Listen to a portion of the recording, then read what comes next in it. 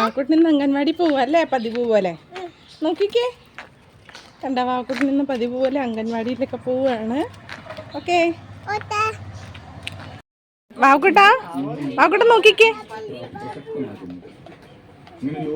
എന്ത് മിഠായാ? ഒരെണ്ണം മതി. അവിടെ പൈസയൊക്കെ കൊടുക്കണ്ടേ. ബൈ പറ.